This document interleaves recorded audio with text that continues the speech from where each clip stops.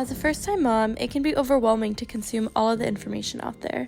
There's all of these people, books, influencers, and doctors telling you what you should and shouldn't do with your baby. And some of the information is conflicting, which can be confusing to know what is true and what's not true, especially when we all have the same end goal: to do what's best for your baby. After being a mom for 6 months, I've learned that different things work for different people because every baby is different. In this video, I asked other moms to share what their unpopular opinions are about being a mom, and this is what they said. Hi, my name's Kylie. I'm Megan's sister, and I have a son who's 13 months old. And my unpopular mom opinion is that kids should be allowed to get dirty from a very young age and be exposed to germs so that they can build their immune systems. Hi, my name is Molly. I am Megan's sister-in-law. I have one little boy who is about 2 months old, and my unpopular mom opinion is I believe that school, specifically public school and private school, are a waste of time. And although we are not there yet to schooling age, my husband and I do agree that school is not a good use of kids' times. There's a lot of in-between time. I was both public schooled and private schooled for all of my school years. And there was a lot of downtime where we weren't really learning anything, and it was just pretty much chaotic. I know a lot of people have had those experiences as well, and I know that it is a blessing and a privilege to be able to homeschool and be a stay-at-home mom, and we're super thankful that we have that opportunity and that God's given us that opportunity to do so. And we hope to be able to utilize our children's time better and get school done within a reasonable amount of time and be the primary influence on our kids' lives, rather than letting the school system and teachers be the primary influence. Hi, my name is Sarah and I'm Megan's sister-in-law. I have 2 kids, a 4-year-old boy and a 2-year-old girl. And my unpopular mom opinion is that you don't need to be rich to eat healthy and feed your kids healthy food. You just need to get a little creative. Hi, I'm Megan's mom. One of the things that I did that probably wasn't the most popular was I decided that I was only going to breastfeed for a period of 4 weeks. And the reason I did that is because my maternity leave was only 6 weeks total. And I wanted to ensure that after the 4-week period, I had a couple weeks to basically dry out. And one of the things that kind of prompted that is that I remembered going to church one Sunday and letting down and leaking through and staining my clothes and whatnot, and I just was so paranoid after that. I wanted to make sure that that was something that was not going to happen to me at work. So I felt that if I breastfed for 4 weeks, that it gave the infant ample, opportunities and benefits from that. And then I switched over to formula after that. Another thing I did that was actually recommended by the pediatrician was after a certain age of the infant, I can't remember exactly the age, I put a little bit of rice cereal in their formula because the pediatrician told me that typically that would help the child sleep longer. And as a sleep-deprived mom with 3 kids, that was something that I desperately desired. So I did try that. I do think it worked a little bit, so that worked for me. Another thing that I didn't do is I was pretty adamant that I did not want my kids sleeping in the bed with me. So at nighttime, I made sure that I put them in the crib. And I know that some people like their cuddle time or whatever, but I found that the kids were pretty quick to pick up a routine, because I remember when I first started, I would actually read stories in my bed with them before I would bring them to their bed to go to sleep. And that just seemed to really sort of catch on. And after that, it was very difficult to try to get them out of my bed because they didn't want to leave.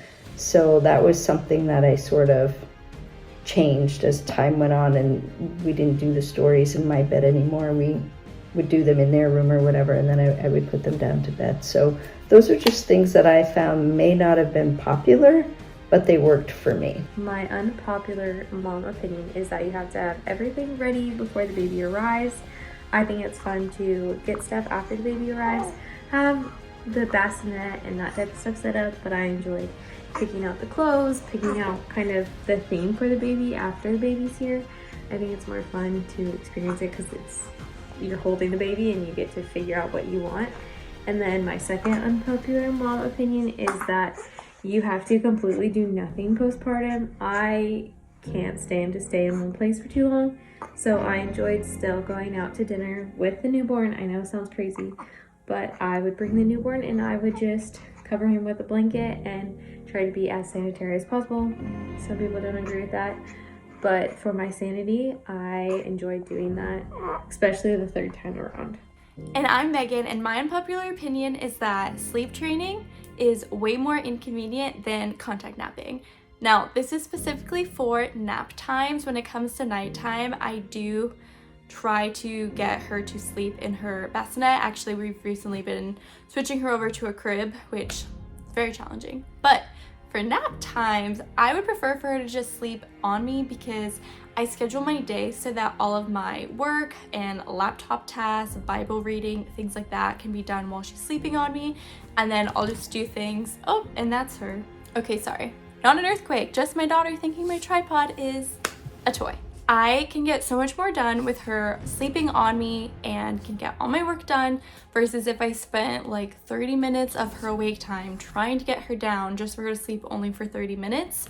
I've done it before and I just feel like I'm way more productive when she sleeps on me than when she sleeps in her own bed. Okay, and then I just wanted to include some that people answered on Instagram and Facebook. If you guys don't follow me on Instagram, I'll have my handle down in the description. But I left a question about on Instagram and had people leave their unpopular opinions on there.